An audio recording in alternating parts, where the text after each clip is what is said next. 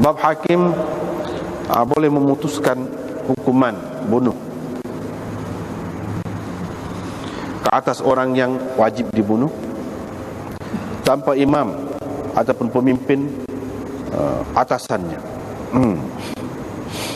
Dengan sanadnya Imam Bukhari meriwayatkan daripada Anas, sesungguhnya Qais bin Sa'ad bin Ubadah sentiasa berada di hadapan Nabi sallallahu alaihi wasallam sebagai ketua polis yang sentiasa berada dekat amir, yakni pemimpin ataupun gubernur.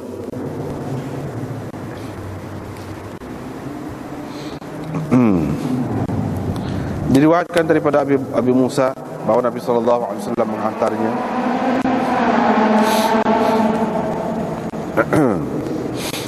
dan menghantarkan Muaz selepasnya.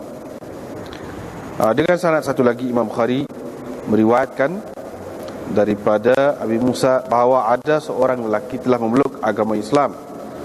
Setelah itu dia telah masuk Yahudi. Muaz pun datang kepadanya, yang kepada Abi Musa pada ketika orang itu ada dekat Abi Musa. Faqala Muaz bertanya, kenapa dia ni? Qala Abu Musa berkata, dia telah memeluk agama Islam, kemudian bertukar agama menjadi Yahudi. Muaz berkata, saya tidak akan duduk selagi tidak membunuhnya, yakni menurut keputusan Allah dan Rasulnya. Bab, adakah hakim boleh memutuskan kes ataupun seseorang itu boleh mengeluarkan fatwa dalam keadaan dia marah? Dengan sanadnya Imam Bukhari meriwayatkan daripada Abdurrahman bin Abi Bakrah, dia berkata, Abu Bakrah telah menulis surat kepada anaknya ketika anaknya berada di Sijistan, bahawa janganlah engkau memutuskan kes di antara dua orang ketika engkau sedang marah, kerana sesungguhnya saya telah mendengar Nabi SAW bersabda, jangan sekali-kali ada hakim memutuskan di antara kes di antara dua orang dalam keadaan dia marah. Dengan sanadnya Imam Bukhari meriwayatkan daripada Abu Mas'ud Al-Ansari, katanya, ada seorang lelaki datang kepada Rasulullah sallallahu alaihi wasallam. Dia berkata, wahai Rasulullah, sesungguhnya demi Allah saya tidak ikut sembahyang pagi tadi, yakni tidak ikut sembahyang bersama imam, kerana fulan yang memanjangkan bacaan ketika menjadi imam kepada kami, ataupun memanjangkan sembahyangnya ketika menjadi imam kepada kami. Qala, perawi berkata, yakni Abu Mas'ud, tidak pernah kulihat sama sekali Nabi SAW marah seperti marahnya baginda pada hari itu. Kemudian baginda bersabda, ayyuhan nas, wahai manusia, sesungguhnya ada di antara kamu orang yang meliarkan orang. Fa ayyukum ma shalla bin nas, sesiapa saja di antara kamu menjadi imam kepada orang ramai, falyujiz, maka hendaklah dia meringkaskan sembahyangnya, kerana di antara mereka ada yang tua, ada yang lemah, dan ada yang mempunyai hajat. Diriwayatkan daripada Salim bin Abdullah, sesungguhnya Abdullah bin Umar memberitahunya bahawa beliau telah menceraikan istrinya pada ketika sedang berhaid. Umar menceritakan perkara itu kepada Nabi SAW. Maka marahlah Rasulullah SAW kepadanya, yakni kepada Ibnu Umar itu, ataupun kerananya, yakni kerana dia menceraikan begitu. Kemudian baginda bersabda, hendaklah dia merujuk kepadanya, hendaklah dia merujuk isteri dia tu, kemudian memegangnya sehingga suci, kemudian dia berhaid, kemudian dia suci. Setelah itu kalau dia mahu menceraikannya, bolehlah dia menceraikannya. Abu Abdullah berkata Muhammad, di dalam isnad ini ialah Zuhri. Bab man ra'a lil qadhi an yahkuma bi'ilmihi fi amrin nas. Bab orang yang berpendapat hakim boleh memutuskan berdasarkan pengetahuannya tentang hal ehwal orang ramai. Idza lam yakhafiz dhunun wat tuhmah, sekiranya dia tidak bimbang akan berlaku, akan timbul prasangka dan tuhmahan. Seperti mana Nabi SAW telah berkata kepada Hind, ambillah kadar yang mencukupi untukmu dan anakmu dengan cara yang ma'ruf, cara yang baik. Wa dzalika idza kana amran masyhuran. Keharusan itu apabila keadaan keadaan itu maklum, keadaannya maklum, masyhur. Dengan sanadnya Imam Bukhari meriwayatkan daripada Aisyah. Beliau berkata, Hindun bint Utbah bin Rabi'ah berkata, dia datang dan dia kata, wahai Rasulullah, dulu tidak ada sebuah rumah pun, tidak ada penghuni sebuah rumah pun yang lebih saya suka kalau mereka hina di atas muka bumi ini daripada keluarga engkau. Hari ini tidak ada penghuni rumah, mana-mana penghuni rumah di muka bumi ini yang lebih aku suka mereka mendapat kemuliaan daripada ahli keluargamu. Kemudian beliau berkata, sesungguhnya Abu Sufyan itu seorang yang misik, kedekut, misik, seorang yang cermat sangatlah. Fahal alayya haraj, tidak menjadi kesalahankah kepada saya kalau saya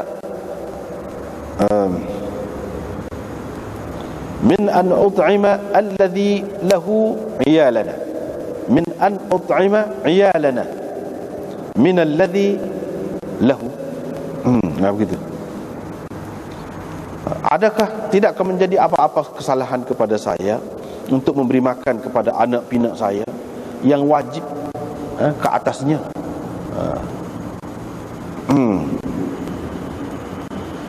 Yang wajib ditanggung olehnya tu. Qala, Nabi SAW berkata kepadanya, tidak mengapa, la haraj alaik, tidak menjadi kesalahan kepadamu untuk memberi makan kepada mereka dengan cara yang baik.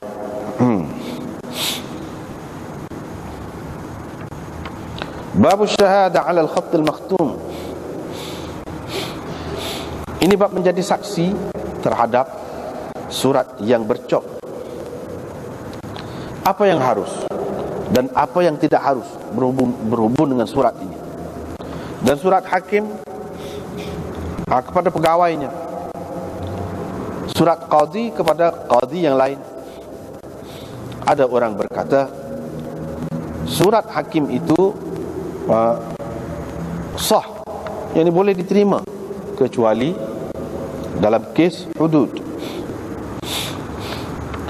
Kemudian orang itu berkata, kalau pembunuhan itu pembunuhan dengan tersalah, pembunuhan tidak sengaja, maka itu harus,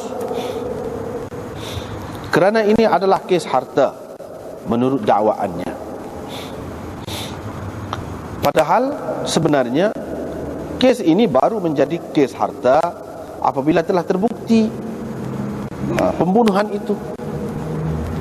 Pembunuhan dengan tersalah dan pembunuhan dengan sengaja sama saja. Umar Ibn Al-Khattab, Umar Ibn Abdul Aziz telah, ini Umar Ibn Al-Khattab ni mula-mula ni, telah menulis surat kepada gubernurnya berhubung dengan Jarud, nama orang.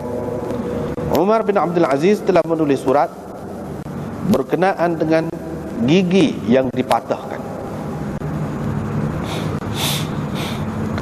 Ibrahim An-Nakhai berkata, surat hakim kepada hakim sah, yang ini boleh diterima jika dia mengetahui, mengenali surat dan cop itu. Sya'bi berkata,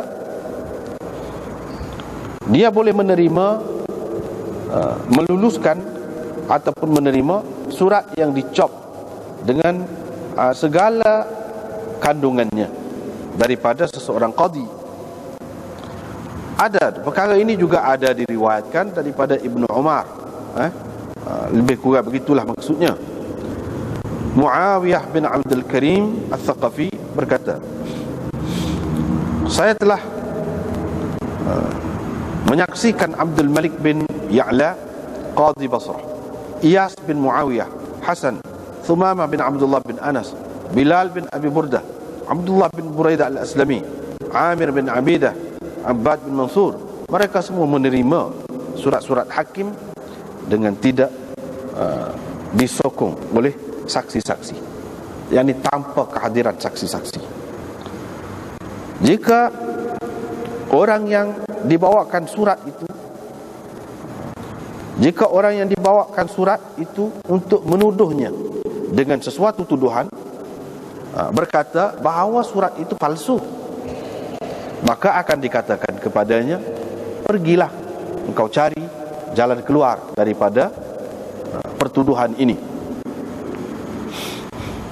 Orang yang mula-mula meminta bukti terhadap surat hakim ialah Ibnu Abi Laylah dan Sawar bin Abdullah.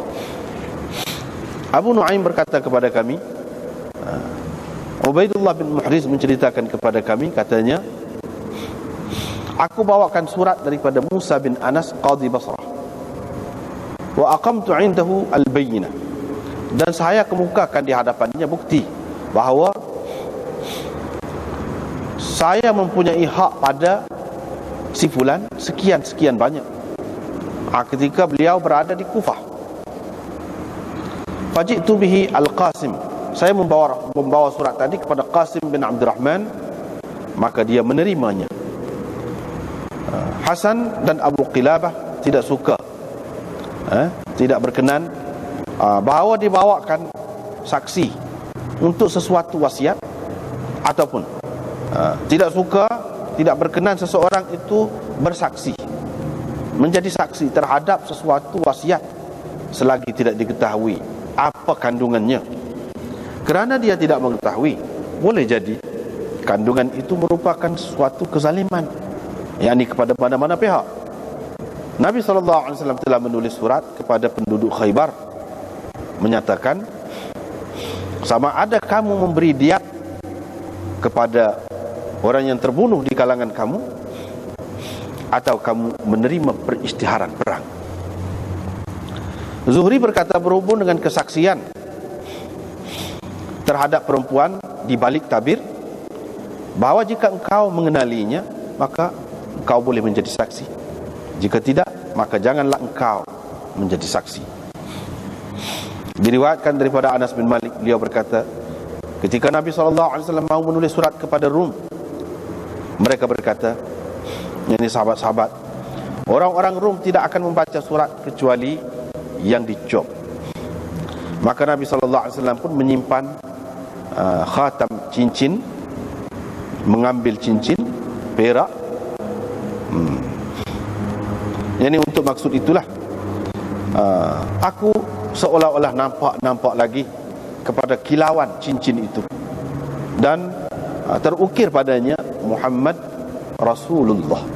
Muhammad Rasulullah, terukir pada cincin itu Muhammad Rasulullah. Habis. Kita tengok.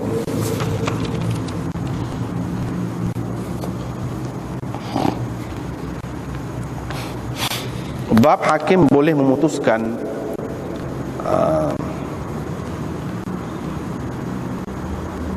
hukum bunuh kepada orang yang wajib dibunuh tanpa imam, yakni tanpa keizinan, tanpa kebenaran khusus daripada pemimpin atasannya, pemimpin yang di atas lagi daripada dia.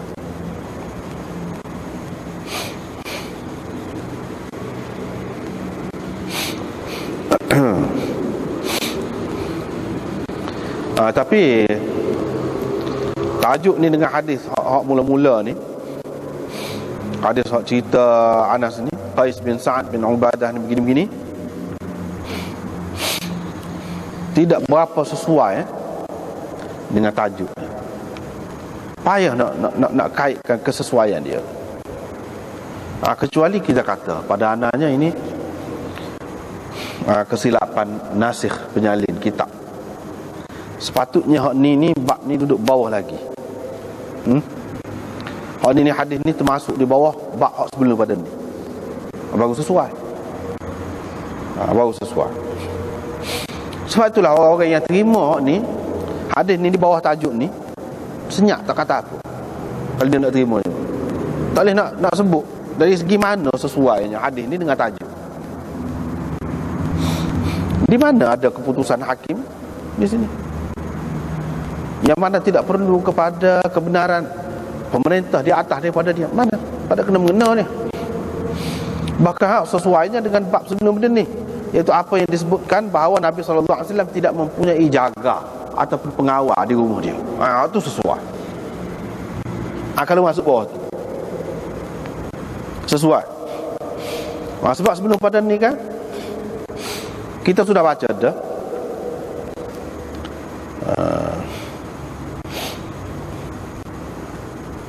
kita sudah baca dah, iaitu riwayat Anas.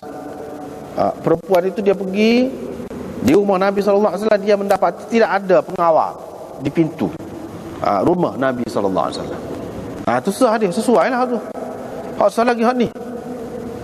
Kalau hak tu tak ada pengawal, hadis yang kedua ni, hak ni hak masuk di bawah bab baru ni, iaitu Qais bin Sa'ad bin Ubadah sentiasa berada dekat Nabi SAW sebagai ketua polis yang berada dekat pemimpin, seseorang pemimpin, yang ni sebagai bodyguard. Ni ada pula ni pengawal. Hak lebih sesuainya hadis ni masuk bawah hak tadi, di bawah tajuk sebelum pada ni, iaitu ma dzukira anna Nabi sallallahu alaihi wasallam lam yakun lahu bawwab. Di bawah tajuk tu. Lepas tu babun al-hakim yahkumu bil qatl ala man wajaba alaihi dun al-imam alladhi fawqahu ni. Sebelum hadis haddatsana Musaddad qala haddatsana apa ni, Yahya an Qurrah. Situ duduk situ baru sesuai. Baru sesuai. Kalau tidak tak sesuai, nak cari munasabah dia tu tak nampak. Apa kena mengena dengan tajuk ni hari ni? Tapi kalau tajuk pengawal munasabah, jadi maknanya Imam Bukhari nak cerita ada dalam setengah-setengah dia nampak macam tak ada pengawal, tapi dalam setengah-setengah dia pula nampak macam ada pengawal. Tu lagu mana? Jawabnya, hak tak ada pengawal tu memang tak ada pengawal lah. Hak ada pengawal tu, pengawal itu tidak rasmi. Tidak rasmi. Bukan ada tugas khusus yang dibayar gaji ke apakah, tak ada lagu tu. Dengan sendiri-sendiri dia suka rela dia je nak mengawal Nabi SAW. Kalau ada pun lagu tu. Itu sesuai. Kalau tidak, tak lagi. Sebab itulah bukan setempat ni saja, di tempat-tempat lain pun banyak berlaku gini. Ulama-ulama kata ni tak sesuai sini ni. Dia ni boleh jadi kesilapan. Apa ni? Nasikh ni penyalin. Bukan sampai gitu dia saling. Jadi banyak saling ni adalah salah silap. Adalah salah silap. Tiba-tiba hak kemudian dia tu ambil daripada salin tu. Silap. Ini hak tulis tangan. Hak cetak pula gitu juga. Bahkan lagi banyak kalau cetak. Silap situ berlakon. Kalau 3,000 silap. Lagu tu. Enggak kalau orang pakai hak silap tu. Lagu mana? Hak silap lah. Kecuali dia kena betul lah. Sebab itulah pengarang tu, kalau dia hidup lama lagi, dia dah baiki pula. Lagi kau lama kau kemah lah kira-kiranya. Bukan maknanya kita nak kata kesilapan Bukhari, tidak. Sebab apa, memang tak sesuai, tak masuk. nak duduk di bawah tajuk ni. Habis. Maknanya seperti ketua polis duduk dekat amir, yang ni pemerintah, gubernur ke, menteri ke apa ke, ada polis. Jadi begitu juga kedudukan Qais bin Sa'ad bin Ubadah ni, dengan sukarela dia. Bukan sebagai bawab ataupun jaga ataupun pengawal yang khusus, yang rasmi, yang dibayar gaji, tidak. Habis itu. Maknanya Imam Bukhari nak cerita selain daripada hak baru ni, kita sudah sebut dah, ini bergantung kepada keadaan. Kalau keadaan itu tidak perlu pada jaga, tak payahlah. Kalau perlu, ni Nabi SAW tak larang dia orang nak jaga dia. Kalau tak boleh langsung, nak haram dah pakai jaga, pakai pengawal, tu tentu Nabi SAW larang dah, walaupun secara sukarela pun.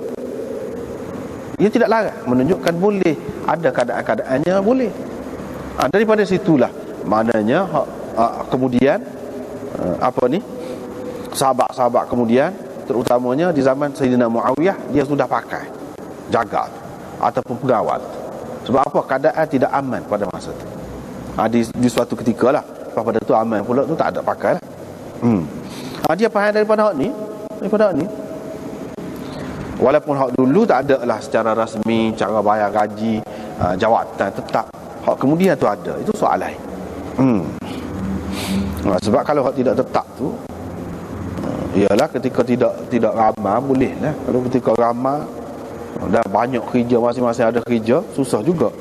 Dia kenalah sebagai pengawal yang tetap dan rasmi, dibayar gaji dia. Sekat itulah.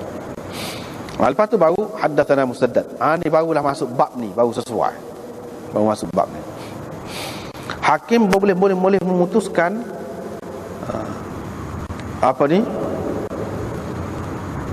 kes bunuh, boleh memutuskan hukum bunuh terhadap orang yang wajib dihukum bunuh. Misalnya kalau orang tu kena kes bunuh di Kelantan, hakim hak sini lah buat keputusan bunuh. Jadi tidak mesti dapat kebenaran daripada hak atas, hak Kuala Lumpur misalnya, kita kata tak perlu. Itu Imam Bukhari nak cerita sini. Mengikut dianya, dia pilih hak tu, walaupun ada orang lain lagi mengatakan tak boleh. Tak boleh. Bahkan dia kena minta kebenaran daripada orang atas dulu, kena bagi tahu dulu kepada orang atas.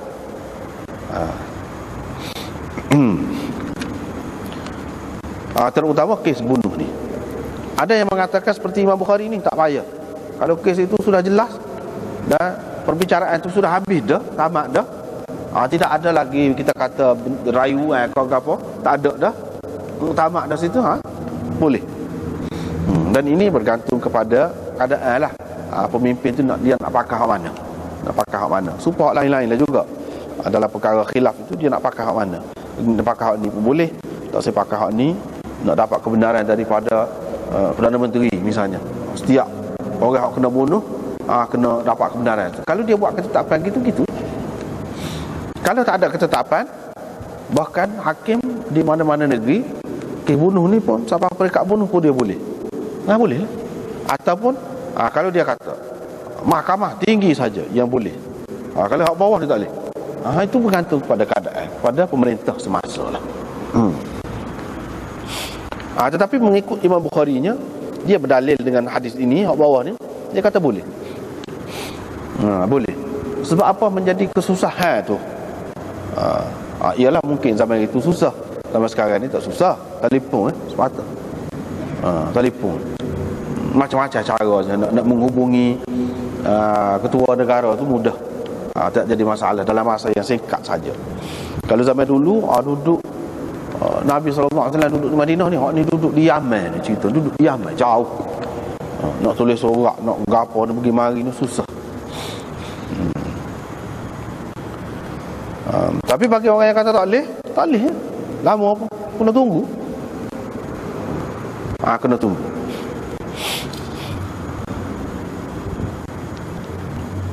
Gitu. Jadi ceritanya Nabi SAW telah menghantar Abu Musa. Lepas tu dia hantar pula di belakangnya, menyusulinya, iaitu Mu'adz. Sebelum pada kita pergi situ, dia ada dua sanad Imam Bukhari buat mari. Haddatsana Musaddad Fatuha wa haddatsani Abdullah bin Sabbah qala haddatsana Mahbub bin Al-Hasan. Imam Bukhari buat mari dua. Apa? Moga ada baca sanad semua kan. Kalau tempat perlu royak tu royak dah. Apa? Sebabnya adalah hasyiah nombor 8. Kalau kitab ni Mahbub Didd al-Mabghud, tak apalah tu. Namanya Muhammad dan Mahbub laqabnya. Dia lebih terkenal dengan laqab dia ni, Mahbub ini. Dia ni diperselisihkan oleh ulama tentang boleh berhujah ke dengan dia ke tak boleh. Mana ada kata dia ni boleh buat hujah, ada kata tak boleh. Ada kata boleh pakar, ada kata tak boleh. Dalam Bukhari ni, selain daripada tempat ni tak ada. Sekali ni Imam Bukhari sebut, ambil riwayat daripada dia sekali ni. Wa huwa fi hukmil mutaba'ah. Ada hak ni termasuk di dalam bab mutaba'ah. Bukan makna hak asah. Imam Bukhari nak buat usul, dia ada asah, dia ada. Asasnya dia pakai hak atas tu. Musaddad qala haddatsana Yahya an Qurrah qala haddatsani Humaid bin Hilal. Dia pakai sebagai asas dia. Dan dulu dalam kitab Istitabatul Murtaddin ada tarik yang lain lagi. Gitu cara Imam Bukhari. Jadi kadang-kadang dia mari dua tu, dia nak isyarat. Hak ni dia tidak mari sebagai asas, dia mari pun nombor dua tu. Hak guna asasnya ni, hak mula-mula tu. Tak ada ni pun tak apa, ni sebagai sokongan saja.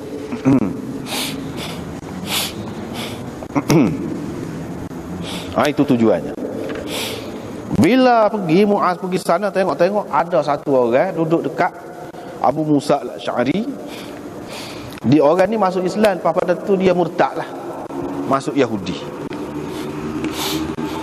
Adakah dulu dia Yahudi ataupun lain-lain, tak tahu. Tak cara lah tu. Yang pentingnya dia telah masuk Islam. Lepas masuk Islam tukar agama, alah lain. Muaz pun pergi ketika orang tu ada dekat Abu Musa al-Asy'ari, mana diberkas dia lah, dalam keadaan diberkas. Muaz pun tanya, kalau dalam keadaan biasa tu dia tak tanya lah, ni tengok pelik apa ni. Abu Musa pun kata, dia kata apa dia ni? Abu Musa kata dia ni memeluk agama Islam. Lepas pada tu dia murtad, dia jadi Yahudi. Muaz kata, aku tak akan duduk selagi aku tidak bunuh dia. Selagi aku tidak bunuh dia, yang mengikut keputusan Allah dan Rasulnya. Gitu. Jadi Imam Bukhari nak sininya ke dia, iaitu mereka ni dua-dua ni duduk di Yaman, di jauh ni. Adakah sebelum bunuh ni dia tanya, ni orang bawah ni, pemimpin bawahan ni, Nabi SAW ada lagi, dia atas surat dulu ke? Ataupun dia hantar orang ke utusan kau tanya ni lagu mana nak? Tak. Bahkan dia tak sedar duduk. Mana kira-kira nak bunuh selalu. Kira-kira nak bunuh selalu. Gitu. Jadi Imam Bukhari pegang di sini, tak payah. Tak payah tanya pemimpin atasan. Mana pemimpin bawah ni telah diberi kuasa oleh pemimpin ke atas, maka dia bolehlah melaksanakan hukum, walaupun hukum bunuh. Gitu Imam Bukhari pegang. Dan hadis ini juga menjadi dalil kepada orang yang mengatakan orang murtad itu perlu dibunuh, hukumnya bunuh. Inilah di antara dalil dia. Sebab apa? Muaz tak tanya dah, dia gana-gana tak tanya, akhirnya nak bunuh selalu. Ini dalil dia. Selain daripada itu, man baddala dinahu faqtuluh. Dalam Abu Daud dan lain-lain ada sebut, iaitu sesiapa yang menukar agama dia, maka kamu bunuh. Dia pegang itulah. Ni kalau dalam Bukhari ni, inilah satu-satunya hadis yang paling jelas. Berhubung dengan orang murtad itu, kena bunuh. Paling jelas lah. tak ada sejelas ni. Tak ada sejelas ni. Tetapi kalau hadis ini dipertikaikan, mana oleh setengah-setengah yang lain dia kata tak boleh pakai hadis ni. Sebab apa?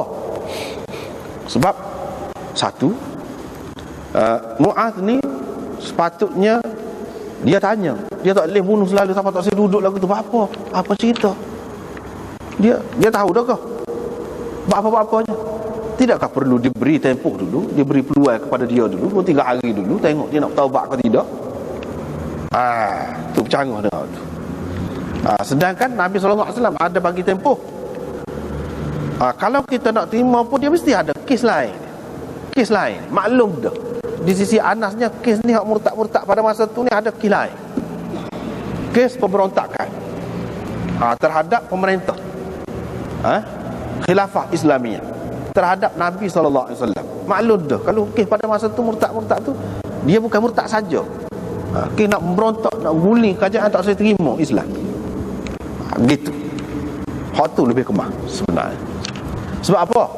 Nabi SAW kan ada sabda, tidak boleh bunuh orang melainkan dengan salah satu daripada 3 perkara. 3 perkara tu kerana bunuh orang. Sabitlah dia bunuh orang, memang dia bunuh orang. Yang kedua kerana dia berzina dan dia tu muhsan. Yang ketiga, Nabi SAW kata at-tariku lidinihi al-mufariqu lil jamaah. Dia sebut gitu. Berarti kebanyakan hadis dan hak asasnya ada hak sebenarnya, hak asalnya dia ada gitu. Bukan at-tariku lidinihi, yang meninggalkan agama dia saja dah, tetapi al-mufariqu lil jamaah, yang memisahkan diri daripada jemaah. Memisahkan diri daripada jemaah ni maksudnya dalam konteks negara Islam itu dia tidak memberi wala, taat setianya kepada negara Islam, bahkan nak menjatuhkan kerajaan itu. Baru kena. Iaitu dia ada sifat, bukan orang yang meninggalkan agama saja, tidak, tetapi al-mufariqu lil jamaah. Dia ada hak tu semua. Dalam hadis mana-mana. Kalau tak ada, kita tak boleh pakai hak tak ada. Kena pakai hak ada. Hak itulah hak asasnya. Jadi berdasarkan riwayat itu kita tak boleh bunuh. Hak ni yang jadi gini ni kita tak boleh pakai. Kalau nak pakai juga, mesti Anas tahu dah bahawa di sini ada berlaku apa dia ni? Ni puak-puak ni dia termasuk dalam mufariq, al-mufariq lil jamaah. Termasuk dalam hal tu. Seperti mana puak-puak murtad tu kan ramai kan, sana sini murtad tu. Itu termasuk dalam hal tu lah. Jadi puak-puak murtad pada masa tu, dia bukan sahaja murtad saja. Dia tak usah bui zakat kepada pemerintah. Mana dia nak bui kepada puak-puak dia, itu sebenarnya alasan saja. Puak-puak dia nak kuat ekonomi, dia nak serang negara Islam. Gitu. Dan puak-puak murtad ini, dia nak terima Aswad Ansi, nak terima Musailamah dan lain-lain. Apabila kuat ni, dia nak jatuhkan kerajaan Islam lah, dengan maksud tu. Apa boleh kita terima? Kalau semata-mata zahir ni tak boleh pakai. Tak ada pun ulama yang terima mengikut zahir ni. Sebab apa? Semua kata kena beri tempoh dulu kepada dia, biar dia bertaubat dulu. Sini tak ada ni minta taubat ni, tak saya duduk dengan dia.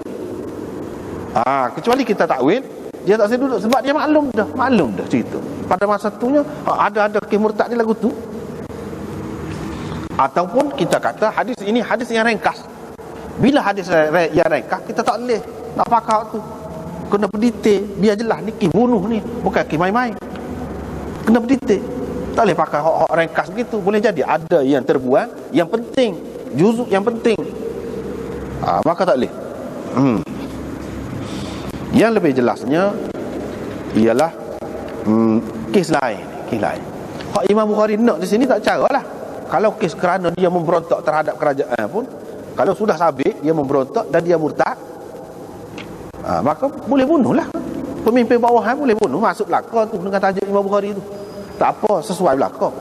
Cumanya dari segi nak bunuh tu, adakah dengan semata-mata murtad saja? Kalau kita perhati, Nabi SAW sendiri tak pernah, mana-mana riwayat pun, kerana orang murtad saja dia bunuh. Tak ada. Mesti ada kilai sekali dengan hal tu. Misalnya kes Ibnu Khattal, dikatakan dia tu murtad, Nabi suruh bunuh.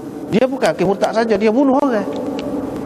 Puak-puak Uraniyin, Dia bunuh penggembala unta Nabi SAW tu. Dia murtad. Bukan murtad saja, dia bunuh orang. Semua kita perhati, semua dia ada kes lain, bukan kes murtad saja. Tak terbukti daripada Nabi SAW sendiri bahawa baginda bunuh orang semata-mata kes murtad. Tak ada. Dalam riwayat yang sahih apa tak ada. Kalau ada paling terang hak ni. Tapi hak ni sebab kata ni tak terang, tak boleh. Kita nak buat hujah ni sesuatu hadis ni biar dia terang boleh. Tak ada keliru. Terutama kes bunuh ni kes berat.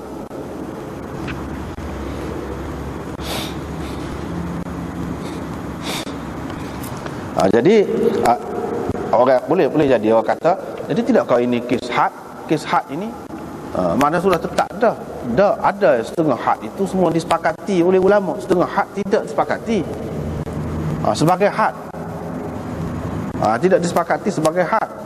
Setengah-setengahnya memanglah disepakati sebagai had. Misalnya orang beliwak misalnya, adakah termasuk dalam had? Tak ada sebut. Jadi situ khilaf. Ada yang mengatakan itu masuk dalam had, ada yang mengatakan tidak. Ada yang mengatakan tidak, tak masuk dalam had.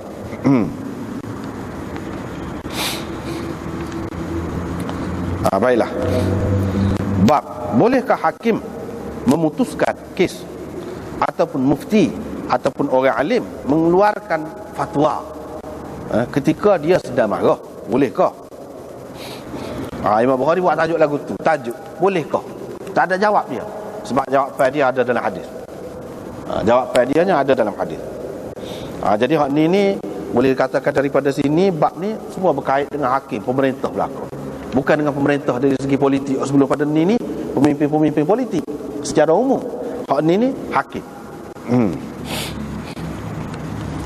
Bolehkah?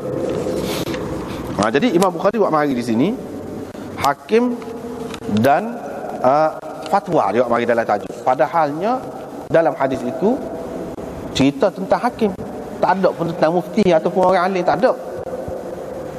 Imam Bukhari kias dengar. Kalau hakim, keputusan dia tu dia ada kesan dia yang tersendiri, maka fatwa tu pun dia ada kesan dia yang tersendiri juga. Dia ada kesan dia yang tersendiri juga. Jadi dalam kedua-duanya kena berhati-hati, kena bercermat. Ini di antara adab dalam hukum hakam Islam, dalam sistem kehakiman Islam, iaitu kalau marah, lepas tu marah saja kah? Kalau lain kes lagu tu juga. Bahkan Imam Ahmad mengatakan dalam kes kalau duk tengah marah dia buat keputusan, maka keputusan dia tu tak terpakai, tak boleh dipakai.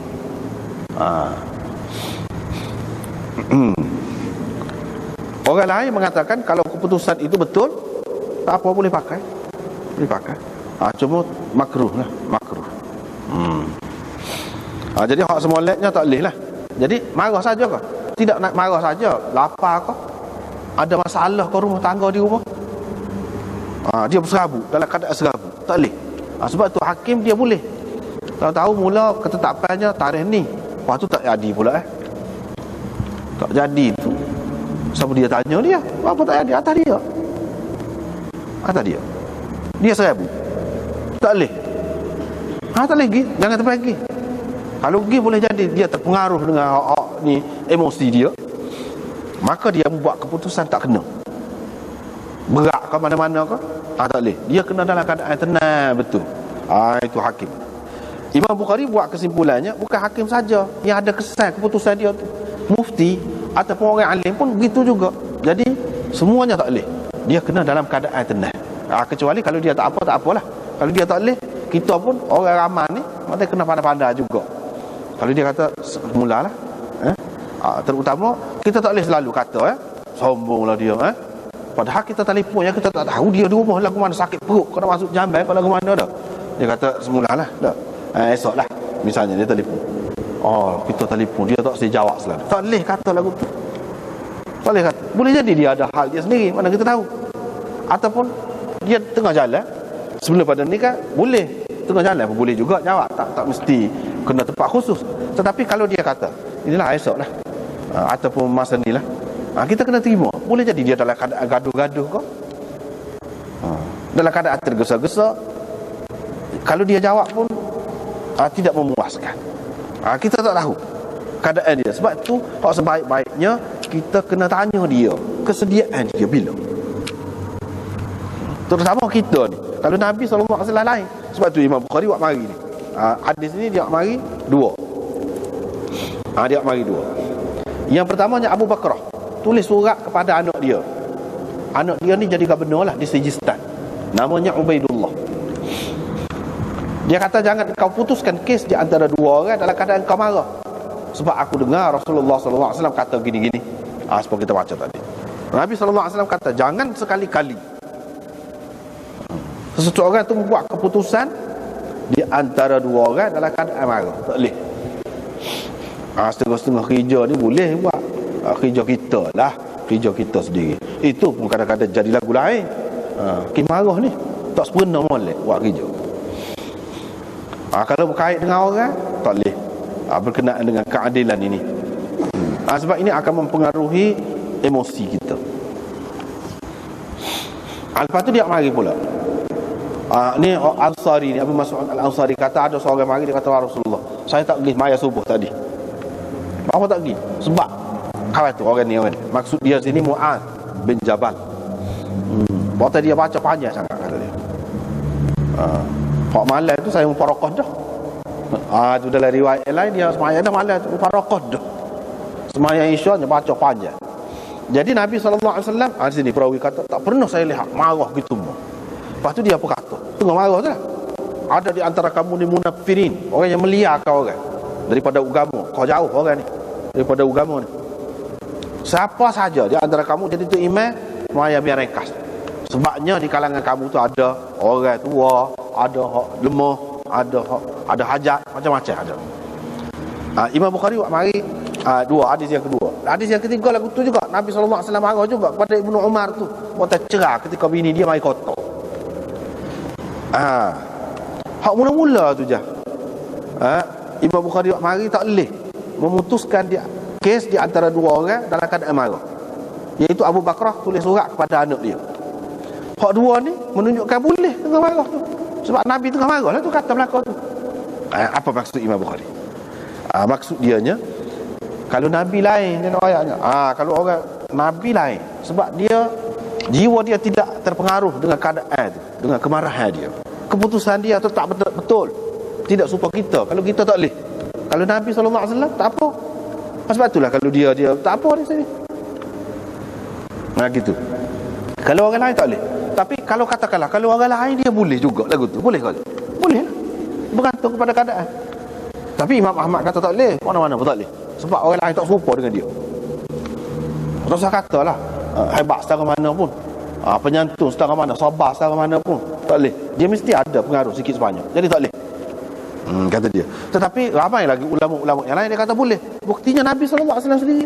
Kan Nabi ni untuk dicontohi, kecuali kalau ada bukti bahawa ini khusus untuk Nabi. Bukti ke dulu. Kalau selagi tak boleh bukti, kita boleh buat dalil lah. Boleh jadi contoh lah kepada kita.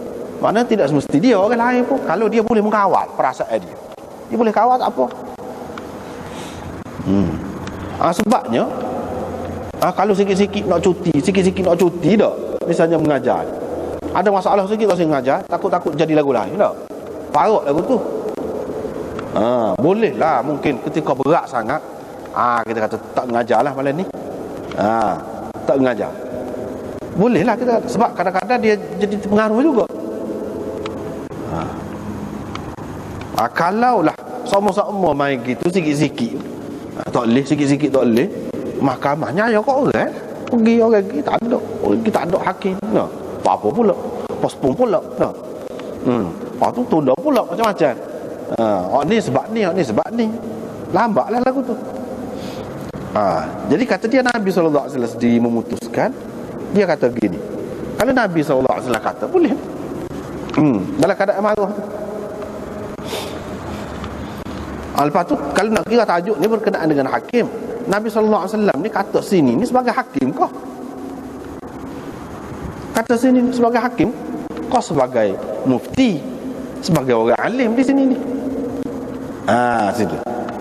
Kalau kita tengok Ibnu Umar tu boleh kira lah kalau dia sebagai hakim situ. Masalah cerah ni. Tapi kalau hak ni, hak semaya ni, dia sebagai hakim. Sebab tu Imam Bukhari faham tu, dia ambil situ, dia bubuh au yufti. Yufti tu dia ambil situ, wa huwa ghadban. Tetapi tidak jelas juga ini sebagai mufti. Cuma boleh kita faham gitulah. Boleh kita faham hak paling dekat dengan bagi pendapat berhubung dengan agama. Hak tu hak yang kedua, hadis yang kedua. Nabi SAW marah sangat. Dia kata ada di antara kamu ni orang yang meliarkan orang daripada agama. Dengan sebab itu berdasarkan hadis ini, ulama-ulama mengatakan kita tak boleh meliarkan orang, menjauhkan orang daripada agama, tak boleh. Kita kena pandai-pandai lah nak tarik orang itu. Kalau dalam masyarakat yang bebas sangat, tiba-tiba kita dah kata masuk Islam kena pakai tudung, orang tengok tudung muka ni, boleh jadi payah. Nyada, bukan tak ada, boleh jadi ada, hak boleh terima tu. Tetapi hak ramai boleh jadi tidak gitu. Jangan bawa tu. Jangan bawa tu. Bawalah yang lebih terbuka. Sebab apa? Itu meliarkan orang, menyebabkan orang jadi lari daripada agama. Tak boleh, salah kita pula. Begitu juga setengah-setengah orang kafir tak masuk Islam. Sebab kalau masuk Islam dia kata kena sunat. Takut sunat. Tak ada pasal, minggu-minggu duduk sakit. Tak payah. Sebab ada mazhab yang kata kalau tak sunat pun tak apa. Pak mati tak sunat pun tak apa. Cuma jangan jadi syiar umum. Satu puak tu, sekapung tu, satu kebakrian ni tak ada sunat belakang. Tak boleh lagu tu, tak boleh. Kalau ada seorang dua yang terkecuali, dia takut sangat kau dia apa kau, biar dia. Gitu. Jangan kita meliarkan dia. Begitu juga kalau kita pergi dekat orang asli, sebab kita ramai kat orang asli di perah anjing ke apa, tak usah duduk tekan dia masalah anjing ke apa. Kita pakai mazhab lain. Mazhab lain yang apa dia tidaklah berat anjing. Pakai hot. Barulah dia tertarik. Dia makan bewok, dia makan katok, dia makan gapo. Kita tu sudah kata haram hot tu. Bin makan tu sudah cara dia. Makan. Sebab ada mazhab yang kata boleh. Loh. Itu maksudnya. Luas maksudnya, walaupun sini dia kata gini ya, tetapi pak lain boleh guna belaka. Jangan meliarkan. Kalau anak kita tu kadang-kadang orang kita dululah tu sama lah ni tak dah. Tutup guru lah ni tidak dah. Tu guru zaman itu keras sangat. Kalau nak mengaji pondok kena cukup pala, kata dia. Budak-budak siapa tak saya ngaji agama, kata dia kalau ngaji botok pala. Tak ada pasal tu, munafirin belaka tu. Itu termasuk dalam munafirin, meliarkan orang daripada agama. Dia tak salah. Apa yang agama sangat atas hak tu tekan atas hak tu sangat. Wajib kau.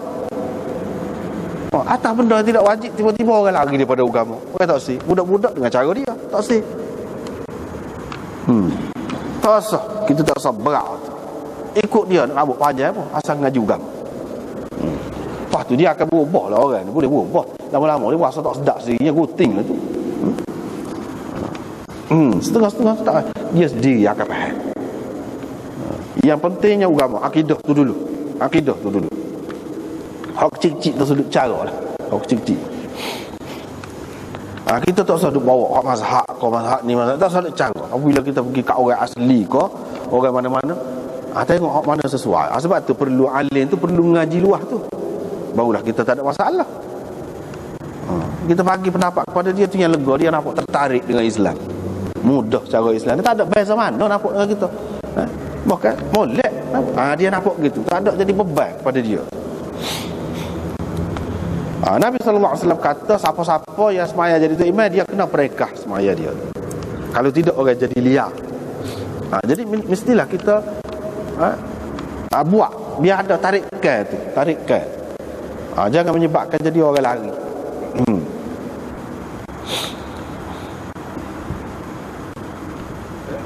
Hak naknya kepada dia tak dimarah tadi. Dalam keadaan marah tu Nabi kata gini. Jadi tak boleh pakai kau hak Nabi kata tu. Pesanan dia boleh pakai juga walaupun dia dalam keadaan marah. Sebab apa? Hak dia kata tu tidak lari daripada kebenaran. Betul hak tu. Setengah ulama kata, Imam Ahmad kata tu muka dia Nabi. Betul lah. Kita bila kita marah belum tentu lagi hak kita kecek tu jadi betul. Keputusan kita tu betul. Jadi ulama lain kata itu terpulang. Kita tak boleh kata hukum umum gitu selalu. Jadi marah tak boleh, marah setara mana? Payah juga tu. Marah setara mana? Jadi kalau marah sikit-sikit, yang kira-kiranya tidak akan mempengaruhi keputusan dia lah. Tak apalah. Begitu juga Ibnu Umar, Nabi SAW marah juga. Ini menunjukkan bahawa Nabi ni dia ada marah juga. Dia ada marah juga. Dan marah ini sesuatu yang perlu.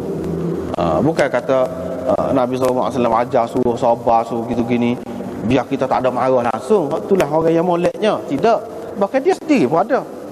Padahal mana lagi orang yang sabar lebih pada dia. Tapi dia pun ada marah juga. Sebab marah tu sendiri perlu. Tuhan buat marah tu perlu. Supaya cemburu perlu. Takut perlu. Takut apa tu? Kita tak boleh nak buat langsung. Tak boleh. Cuma kita kawal dalam batas-batas. Dia baru jadi molek. Jadi hak ni kita sudah jumpa dalam bab bercerai ni. Jadi ni orang panggil talak bid'i ke apa tu. Jadi talak sunni lagu mana sudah kita bincang dah di dalam bab cerai dulu. Mak sini nak ceritanya kau dia, iaitu Nabi sallallahu alaihi wasallam marah. Bab man ra'a lil qadi an yahkuma bi ilmihi fi amri an-nas idza lam yakhaf adh-dhunun wat tuhmah. Ini bab orang yang berpendapat.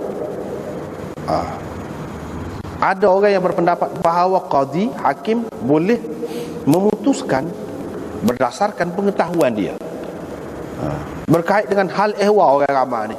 Jika dia tidak bimbang, akan timbul prasangka dan tuhmahan. Kalau tak ada timbul lagu tu, tak apa. Buat keputusan tu tanpa ada saksi yang berdasarkan hak dia tahu, tak apa.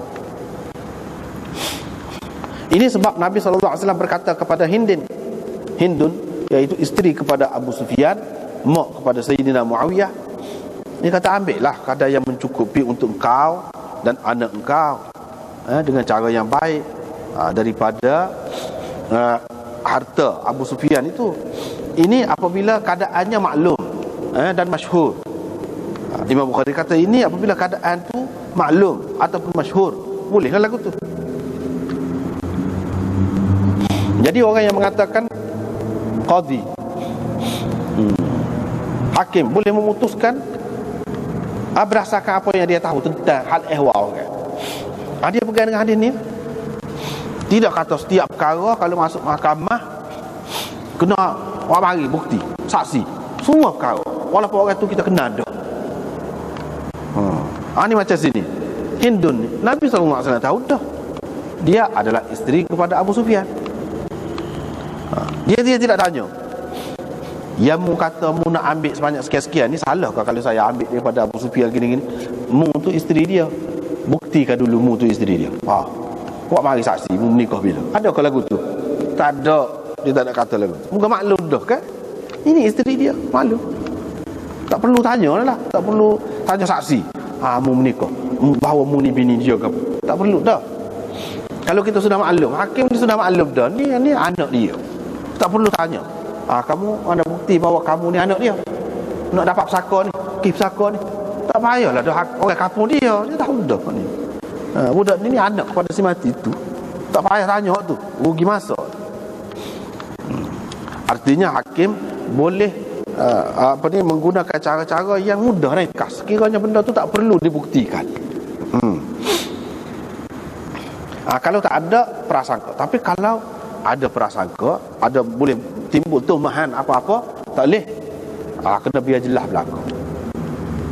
Kalau tak ada apa-apa prasangka dan tuhmahan yang mungkin timbul, tak apa. Kalau ada, tak boleh. Itu maksud Imam Bukhari. Jadi Hindun itu sebab maklum dah, semua tahu belakang masyhur dah. Sebab tu dia tak tanya. Kira-kiranya kalau tidak jelas, dia akan tanya. Kira-kiranya begitu Imam Bukhari simpulkan.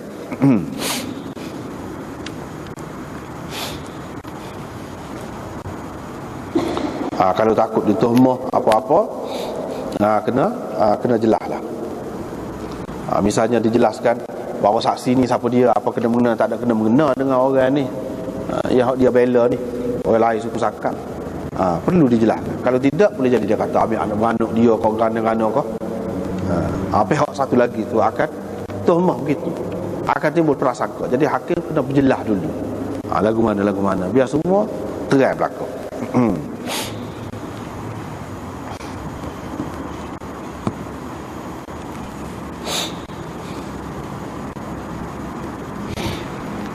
Dalam hasyiah nombor 4 ni dia kata, Imam Bukhari isyarat man ra'a. Siapa tu man tu?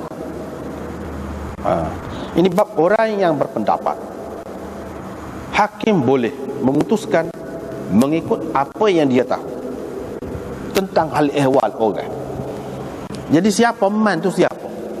Kalau dalam kitab kita ni, dalam dia tulis minal fuqaha, di antara ahli fiqh. Sini luar dia sebut Imam Bukhari isyarat dengan kata dia ni kepada Imam Abu Hanifah.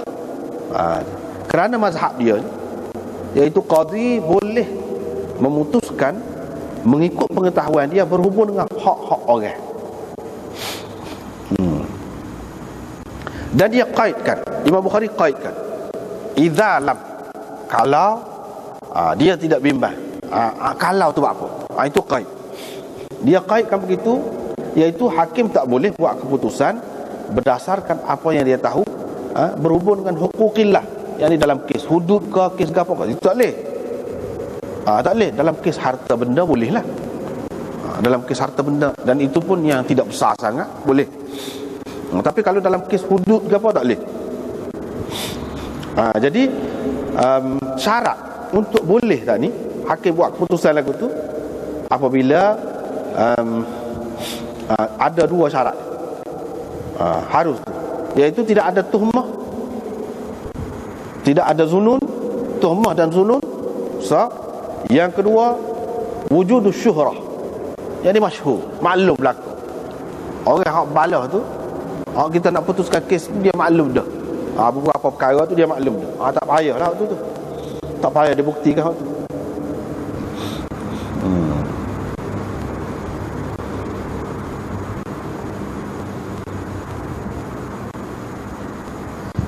Tetapi mengikut Malik dan Ahmad, dia mengatakan hakim tak boleh buat keputusan berdasarkan apa yang dia tahu sama sekali, sama ada berhubung dengan hak Allah ataupun hak manusia, tak boleh. Dia mana kata. Jadi Imam Bukhari nampaknya dia sokong hak ni.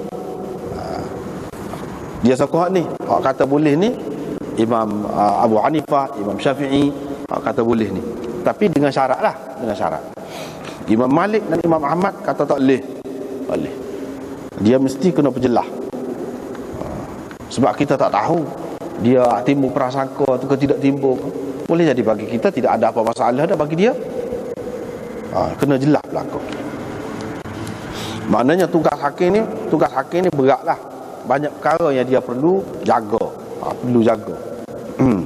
Jangan sampai menimbulkan zunun dan tuhmah. Jangan sampai lagu tu. Sebab apa? Sebab kalau dia silap, orang akan nampak lemahlah hukum Islam. Lemahlah hukum Islam. Dan orang nampak hukum Allah SWT yang dikatakan membawa keadilan tu mana adanya. Bukan jadi kenyayur pula. Dia akan jadi gitu. Sebab tu kena jaga. Hak tadi Imam Bukhari buat mari kama qala Nabi SAW secara ta'liq, mu'allaqan ataupun ta'liqan. Lepas tu dia mari sana. Berapa kali dah dia mari hadis ni? Banyak kali dah. Maknanya hadis yang sama boleh dijadikan dalil, digunakan untuk istinbat hukum-hukum tertentu yang telah lepas dah dulu. Di sini cerita lain pun. Dia nak buat dalil atas hak ni. Atas hak ni. Hadis tu juga, iaitu cerita Hindun bint Utbah bin Rabi'ah, iaitu mak kepada Sayyidina Muawiyah, isteri kepada Abu Sufyan. Dia kata apa? Wahai Rasulullah, hadis ini juga menunjukkan bahawa dia ni telah berhijrah dah. Hak kata dia tu baru Islam pada Fatih Makkah tu. Itu pengaruh musuh Islam tu. Nak kurang kedudukan dia tu. nak kurang kedudukan dia. Adapun kalau masuk pada Fatih Makkah tu jadi kurang. Kalau masuk sebelum tu pada Muhajirin. Muhajirin ni lebih kedudukan dia. Tak boleh lah muka ayah Muawiyah kan, dia tak boleh lebih-lebih. Dia kena kurang. Dia mengikut ahli sejarah ni lagu tu lah. Dia kena kurang. Padahal hadis ini menunjukkan dia ni sudah berhijrah. Ni cerita di Madinah ni. Cerita di Madinah. Sebab apa kita kata cerita di Madinah? Sebab dia kata Abu Sufyan ni rajulun misik. Tu istilah dia guna. Dia tidak kata rajulun bakhil. Setengah-setengah tu orang kata dia terjemah. Orang kedekut. Tadi pun anda terjemah gitu juga satu lagi cermat sangat. Tu hal lebih tepat. Misik. Daripada masaka. Maknanya pegang. Kuat pegang. Kemah lah, kemah. Kalau kita dia tu kemah sikit. Kalau dia payah sikit, dia kemah sikit. Kalau dia kan agak pahit lah, tak boleh pakai hak dia. Kemah, bahasa jenis kemah. Misalnya. Misik. Kalau dia duduk di Mekah, dia tidak perlu misik. Sebab apa? Dia kaya raya. Dia pergi ke Madinah, dia terpaksa kena tinggal harta benda dia. Duduk di Madinah sok apa kerana? Gitu. Sebab Muawiyah pun su'luk. Nabi SAW kata Muawiyah ni dia su'luk. Cerita di Madinah tu. Apabila Fatimah ni Fatimah binti Qais pergi tanya Nabi SAW, dia nak nikah dengan siapa dia. Setelah cerai dengan suami dia ni, ada dua orang ni mari minai dia. Hak ni seorang, Muawiyah seorang, Abu Jaham seorang. Abu Jaham ni kata dia tak letak tukar ni, duduk atas bahu sama. Muawiyah ni su'luk. Nabi kata kenapa dia su'luk? Su'luk ni maknanya sesak. Ini menunjuk, ni cerita di Madinah ni. Peristiwa tu berlaku di Madinah. Kalau Muawiyah ni tidak berhijrah, tidak duduk di Madinah, macam mana dia nak menikah dengan orang Madinah? Ini menunjukkan bahawa dia di Muhajirin. Ayah dia Muhajirin juga. Ni berdasarkan hadis ni. Sesak. Kalau dia duduk di Mekah, kaya, memang kaya, ketua. Nak jadi ketua dia, kalau dengan dia kena kaya. Ini menunjukkan dia tinggal dunia untuk agama. Gitu kita faham. Kalau berdasarkan Bukhari ke apa ni, jelas nampak gitu. Kalau berdasarkan sejarah, punah habis. Punah. Dia kata Muawiyah tu pun Fatih Makkah juga baru masuk Islam. Abu Sufyan tu Fatih Makkah juga. Kalau kita terimalah lepas pada Fatih Makkah pun dalam Quran ada sebut juga. La yastawi minkum man anfaqa min qabli al-fath wa qatal. Ulaika a'zamu darajatan min alladhina anfaqu min ba'du wa qatalu wa kullan wa'ada Allahu al-husna. Lebih juga. Tapi dia kuranglah sikit ke mana-mana pun. Tidak serupa dengan orang yang belanja sebelum Fatih Makkah ni. Perang ke apa belanja sebelum Fatih Makkah, tidak serupa. Lebih lagi waktu dari segi pahala. Tetapi kepada kedua-dua golongan itu Tuhan menjanjikan wa'adallahu al-husna. Tuhan menjanjikan al-husna. Al-husna pakai makna ke dia? Nak pakai makna ke dia? Kalau mana syurga, ahli syurga juga. Kalau al-husna makna kebaikan, makna baik. Tuhan janji baik. Pun lebih juga. Apa lagi kalau kita kata dia ni Muhajirin. Sebab Nabi SAW tak benar orang yang pada Fatih Makkah tu baru Islam nak pergi duduk Madinah, tak boleh. Dalam hadis jelas sebut seorang aja ada dia benar. Seorang aja ada, iaitu Safwan bin Umayyah. Itu pun atas permintaan pak saudara dia Abbas. Pasal dia janji dah. Kalau dia Islam pada Fatih Makkah duduk Madinah. Hak lain Nabi tak bui. Nabi tak bui. Macam mana dia boleh, Muawiyah ni boleh nak menikah dengan Fatimah duduk di Madinah tu? Kalau dia tidak Islam lagi, kalau dia tidak hijrah lagi, duduk Madinah tu. Ayah dia pun duduk di Madinah juga. Ni apa kata Hindu. Jadi tak perlu dah duduk cerita hak dulu, cerita dulu. Ni cerita dia jahat dulu gini-gini. Memang ramai lah hak jahat kalau lagu tu.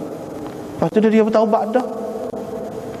Di sini dia kata, ya Rasulullah, demi Allah, Dulu tak ada atas muka bumi ni. Kalau saya suka, hak saya suka sangat, kalau dia hina, jadi hina daripada kau, keluarga kau. Dulu semasa jahiliah, semasa saya dia tidak Islam. Tapi hari ni kata dia, tak ada orang yang saya paling suka kalau keluarga dia tu dapat kemuliaan daripada keluargamu. Keluargamu lah saya nak paling mulia. Tengok. Mana di situ menunjukkan dia sudah berubah dah. Sudah berubah. Ni dalam riwayat ni. Dalam riwayat yang lain kita sudah jumpa dah dulu. Nabi SAW bersumpah bahawa dia pun lagu tu juga. Saya lagu tu juga. Kepada Hindun dan keluarga dia. Saya lagu tu juga. Dalam Bukhari juga dulu kita sudah jumpa. Di sini hak reka. Dia pun kata, salahkah kalau saya beri makan kepada dia? Kalau selepas pada Fatih Makkah memeluk agama Islam, harta dia ada lah sekali. Duduk mana dia kaya. Tak ada rapah-rapah. Masa Fatih Makkah tu harta siapa-siapa tak ada rapah. Tak ada jadi ghanimah. Jadi Abu Sufyan kalau dia masuk Islam, nak rapah lagu mana? Mungkin dia tidak kafir. Kalau kita katalah pada Fatih Makkah, harta dia tetap ada. Apa yang jadi sesak gini? Tidak di Mekah lah ada cerita ni. Di Madinah. Jadi isteri dia kata, jadi kesalahan kalau saya beri makan kepada orang yang memang menjadi tanggungan dia untuk beri ni, makan ni, tapi dia tak beri. Dia cemak sangat, kemah sangat. Jadi salah ke kalau saya ambil senyap-senyap? Mana tanpa pengetahuan dia saya ambil, bukan untuk buat benda lain, untuk nak makan anak-anak lah, anak bina. Nabi SAW kata tak apa, ambil lah. Beri makanlah kepada mereka dengan cara yang baik, cara biasalah, kadar biasa, mengikut uruf. Min ma'ruf itu mengikut kebiasaannya. Jadi sekadar tu tak apa, ambil, walaupun tak cerita kepada dia. Nabi SAW tak tanya dia, tu hak Imam Bukhari naknya. Di sini Nabi SAW buat keputusan boleh. Lepas pada tu dia tak tanya dah lagu mana. Banyak kali dia tak tanya, boleh lagu tu. Pasal dia apa? Pasal maklum dah. Dah tak tanya dia tu siapa dia. Tahu dah. Tak tahu warnanya. Moga anak dia tu pun jadi isteri Nabi SAW. Tak tahu kan, tak tahu dah. Lepas tu siapa dia di bawah tanggungan dia, tahu dah. Dia kata boleh. Selalu. Jadi tanpa buat mari bukti tanya kau tugas ni banyak, tak ada. Kalau boleh jawab tu jawab selalu. Dan tidak timbul zunun apa tuhmah ke apa, tak ada di sini. Begitu juga di sini menunjukkan bahawa sahabat-sahabat dia, sahabiah, apa dia pergi mari dengan Nabi SAW. Tidak kata perempuan dia jadi susu pisah tu dengan lelaki. Tidak. Dia pergi tanya ni bukan sekali dengan Abu Sufyan. Nak tanya dengan Abu Sufyan apa rahsia dia. Dia pergi serah tanya Nabi SAW. Gini. Ini tok tua dia. Kita kata lepas pada tu rasmi lah. Kita kata memang dah buka Islam lah. Semasa tidak Islam pun tok tua dah. Lepas dia tok tua. Kalau tidak tok tua pun lagu tu. Dia pergi seorang tanya. Nabi SAW jawab. Dan kenal siapa dia. Orang kata baiklah.